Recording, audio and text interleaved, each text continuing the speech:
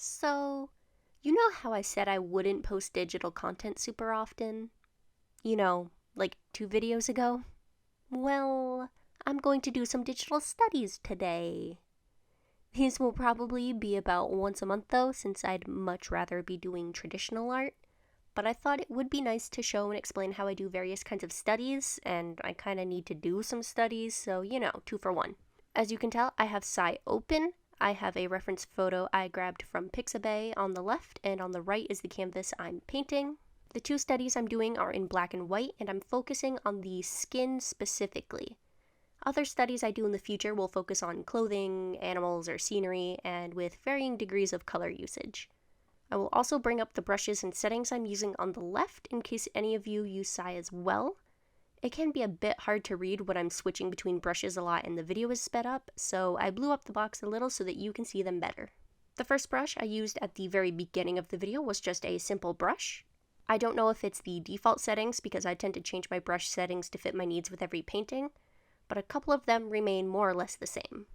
This brush I use mostly for sketching because it isn't fully opaque and can blend into whatever painting I'm doing more easily than, say, my main line work brush, which is this one here, labeled Sony Brush, because they were the settings on my friend's brush that I saw them use one time, and I liked it a lot.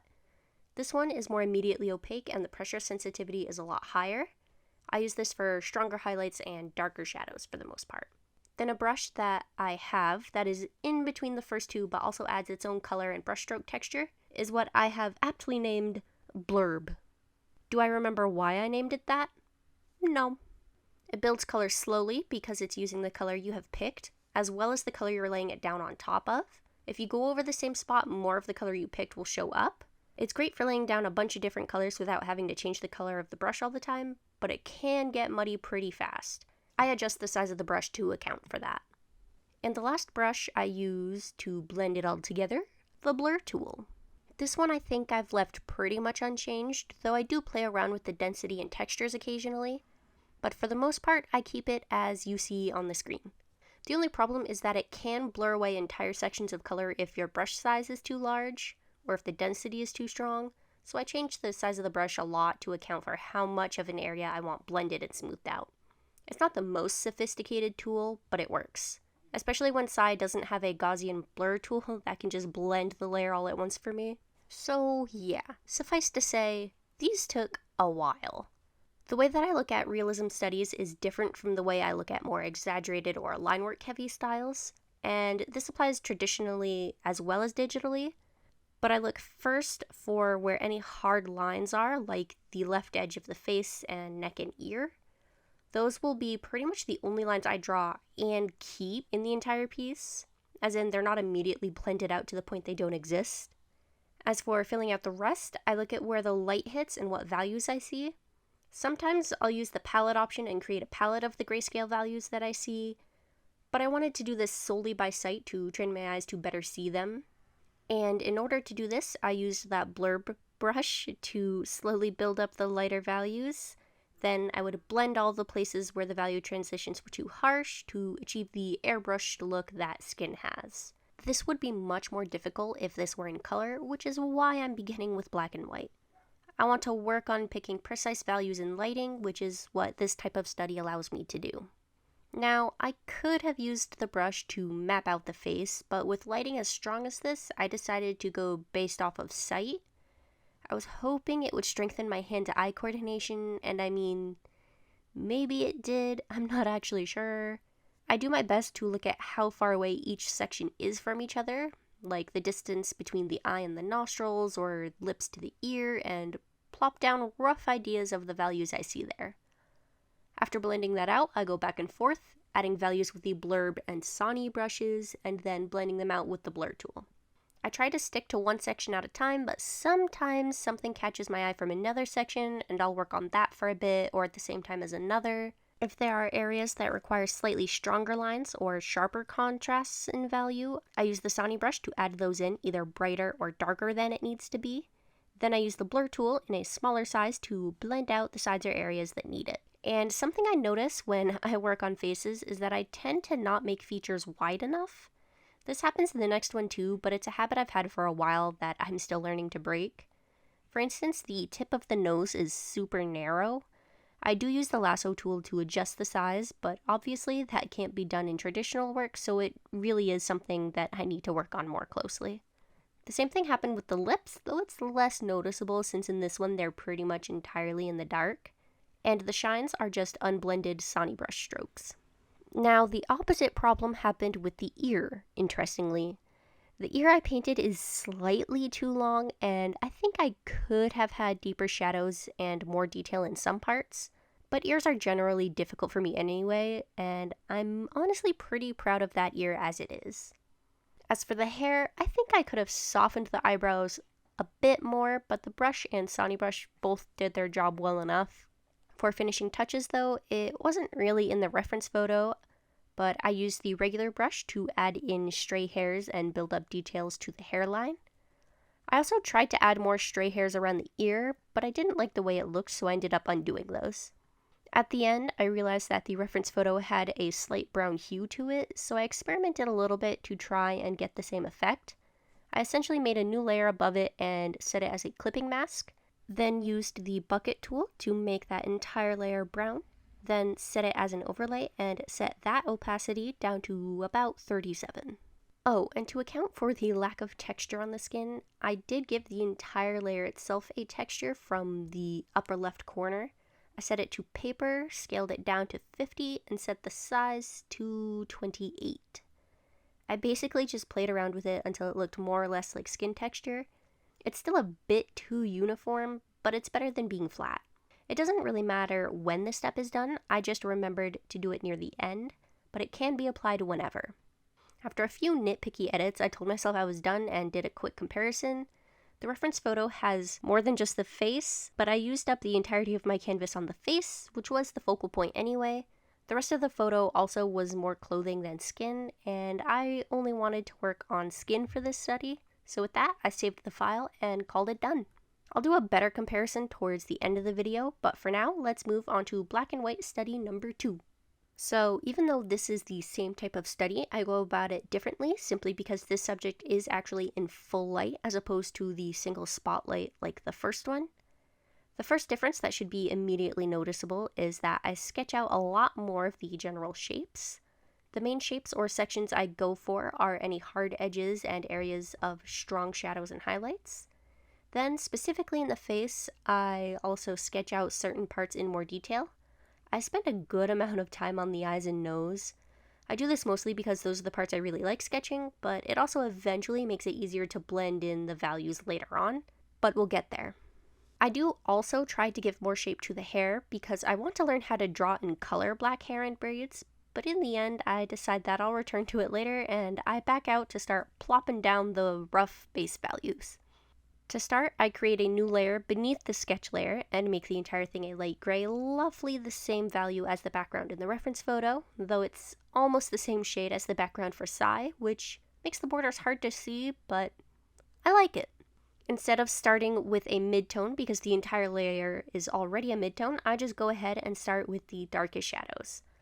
I don't go in with solid black just yet, but I do eventually. When I lay down my base, shadows, and highlights, I try not to go too strong all at once. I like to be able to build and build upon the values sections at a time, going back and forth between laying them down and blurring them together. Yes, it does take a while, but the more I practice it, the more efficient and speedy I'll get at it. Hopefully. I don't know if I mentioned this yet, but both of these studies combined took about 6 hours. They definitely could have been done in about 2. I'm just slow and very easily distracted, so yeah, 6 hours. Eventually, hopefully, maybe I can shorten that down to 2 with enough practice. We'll see how patient I am with keeping up the practice in my own time, because that's another issue. Anyway, I fill in the rest of the skin with a slightly darker midtone and then move on to rendering the face with stronger contrast where needed, as well as detailing the facial features. And it's around this point that I merge the sketch layer with those guidelines and the painting layer so that it's all one layer aside from the tinted background layer. This is especially important for rendering the eyes more fully because at this point I go in with the regular brush and a smaller size of the blurb brush to refine the sketch lines and blend them into the midtones that are now part of the same layer. I spend quite a bit of time doing this because the lines need to be dark and sharp and not as blended and airbrushed. So it's a good amount of time here. The nose I render the same way as I do the rest of the skin, just on a smaller scale with a few more details. The process for the lips is a bit of a mixture between the way I do eyes and the way I do the nose and the rest of the skin. I start by boxing it out and slapping on sharp contrasting values, then blending the ever-loving crap out of it. Then I try to add in details and shine and become disappointed and blend it out and try again. And it just keeps going like that until eventually I just have to add some distinct shine lines and just give up and zoom back out. Which brings me to an important point about doing studies that I wanted to discuss because I am particularly bad at remembering to do this. Now, when you're doing a study and there's a tiny part that you want to work on, the instinct is to zoom really far in so that you can really work on it, you know? But I'm going to tell you, you want to be as zoomed out as necessary at all times during the study. A general rule of thumb is never zooming in to more than 100%, which I break quite a few times, but that is also because I follow the other guideline, which is that if you're going to zoom in, make sure the part you're working on never takes up over half of the working region. Aim for the section you're working on to be only about 25 to 50% of the working region that you can see in your window. So when you're working on, say, lips, you want to make sure that you're able to see the rest of the face within your window, or at least the nose and chin. Now the reason for this is because you want to be able to reference the values and shapes nearby, as well as not get bogged down by details that might not look right once you zoom out fully. To make it less work for yourself, go as close as you're willing to go to view the art. Going into any further detail is just going to be too tedious and far more work than you need to do. So please, learn from me and don't give yourself so much work. There came a point before I went on to work on the rest of the bust that I realized the face structure was a bit too different from the reference, and I attempted to fix that by just lassoing the parts I thought needed adjusting, like the eye. But in the end, I decided to keep it as it was because it didn't look wrong necessarily, just like a different person. And I wanted to be able to compare it to the reference in the end to see where those differences were so that I can make a note of it for next time. This is also when I noticed the same thing that happened in the first study happened here. I made a lot of features too slim, but in the end, I didn't change anything proportion-wise because, again, I wanted to make those comparisons. The rest of the body was actually comparatively pretty easy, since these aren't small, sharp details to consider other than the creases by their armpits and their thumb. I actually had a lot of fun with the rest of the body, and I think it came out really well. Though I was worried when I got to the hand because hands are not my favorite thing to draw, let alone paint, but I think I did a pretty good job. As for the jacket the model was wearing, I decided not to render or color it because, like I said earlier, these two studies were meant to study the values and shading and highlights specifically in the skin. I could and probably should paint the jacket if I want this to be a finished piece. But since it's a study, I'll save it for later when I do studies specifically with clothing. My plan for these digital studies that I'll slowly release over time is that I will start with black and white, and under the black and white category, I'll do studies for skin, like this one, hair, clothing, animals, then scenery.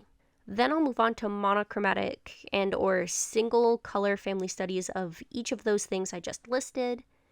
Then I'll move on to each of those kinds of studies with full color. I generally wouldn't be this particular about my studies, but I think in the interest of explaining and showing off my process, it would be beneficial, maybe? I mean, I'm not the greatest at this, and I definitely don't think I should be considered a master or a serious teacher on the subject. I'm learning just the same as some of you are. But I like the idea of learning by teaching as I'm figuring it out. It doesn't mean what I say is going to be the be-all, end-all on the matter, but it's a perspective that I think is helpful to share. It helps me improve, and hopefully maybe it helps or inspires someone else to do the same. So yeah, there's my heartfelt spiel for the video. And I just want to mention this because I said I would bring it up, but her hair, I tried. I was going to go strand by strand based on value at first, then I tried sketching out the box braids, but at this point, nearing the 6-hour mark, my hands were not listening to me no matter how many tutorials I watched on how to draw braids. It just was not happening. So I created a bunch of layers and added a fringe because that would sort of create an effect that looked like chunks of hair strands. Then I went in with, I think, the regular brush and added in the hashes that make the braid shape to do every single strand, which in itself was time consuming, but I at least wanted to give her something so that she wasn't just awkwardly bald with half her head unrendered, you know? I will do hair studies in order to work on this, but for this one, I just did the best I could before my hands gave out on me. So it's not fantastic, but I think I did alright for what I was able to do at the moment. So I know I jumped ahead of myself a bit, but I think I've said all that I really can, so I'm just going to duck out and let some music play until it's time for the comparisons. See you in a bit.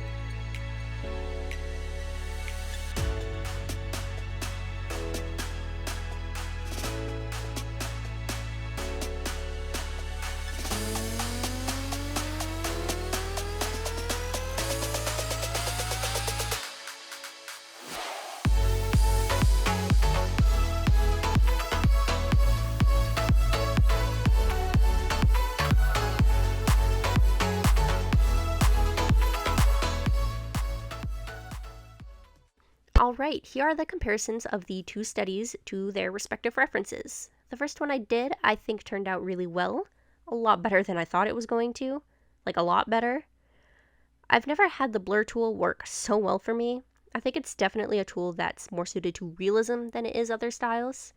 I could have detailed the texture of the skin a bit more, but the base texture I added works pretty well. The nose is most obviously still not wide enough, and the eyebrow is a little dark, but I think it still makes a pretty convincing visage of a person. It just might not be the same person. In fact, my study looks like a different person entirely, but I don't think that's a bad thing necessarily. Now that I'm looking at it though, good God, that ear is enormous. I might just go in and fix that before posting it to my other socials, because that thing is worthy of Dumbo. Aside from that, I really do like this piece a lot. As for the second study, I think this looks less like the reference than the first study did, but I think I like this one a lot more overall. I'm really proud of the details I was able to get in the eyes, nose, lips, and especially the hand. That thumb, best thumb I have ever drawn or painted in my life. All other thumbs can go home. Bye-bye. I don't need you, except to draw, so I guess the thumbs I need to draw can stay, but the rest can go. I'm especially proud of the shading in the body too, though I think the contrast might be a bit too high, which is funny because if anything, I usually find that I don't add enough contrast. Still though, I really like how this came out. So thank you all for watching. Subscribe if you haven't already to catch more of my videos when they come out, and leave a like and a comment if you enjoyed the video. I hope you're having a good day, and I'll see you in the next one. Bye bye.